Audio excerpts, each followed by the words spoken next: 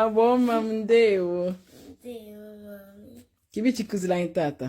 Achọrọ m ịkụziri gị ọkpụkpụ dị iche iche. Gịnị bụ ọkpụkpụ n'oyibo? Shapes. Gịnị ka ọ bụ na German? Formen. Formen. Ngwa ka anyị bido. Gịnị bụ triangle n'Igbo?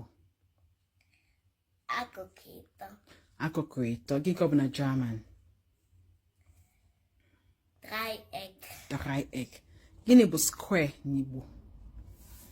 Akụkụ ịnọ. Akụkụ ịnọ rairo.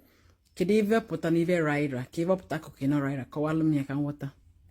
Ife ọ pụta bụ onwe isi anị na aka nri na aka ekpe. Sova rairo. Vancha niile ra. Okay. Ka ife bụ rectangle n'Igbo? Akụkụ ịnọ sọsọ. Maka gịnị ka o ji bụzi sọsọ? Maka akụkụ niile arara. Beautiful. Ka bụkwa na German rectangle? Ka ọ bụ na German? Rechteck. Beautiful. Ka maka oval n'Igbo? Ọ dị ka akwa. Na German bụ gịnị? Oval. Oval. Ka maka round? Round. Round.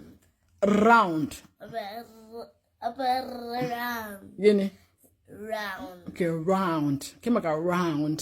Round. Apụzi onye nkuzi ọdakpụ. Ka maka ife ọ bụ na ịma ife mkpọ ka ife ọ bụ n'Igbo? Okilikili. Na German? Kreis. Ka maka kwan star? Poster. Store. Star.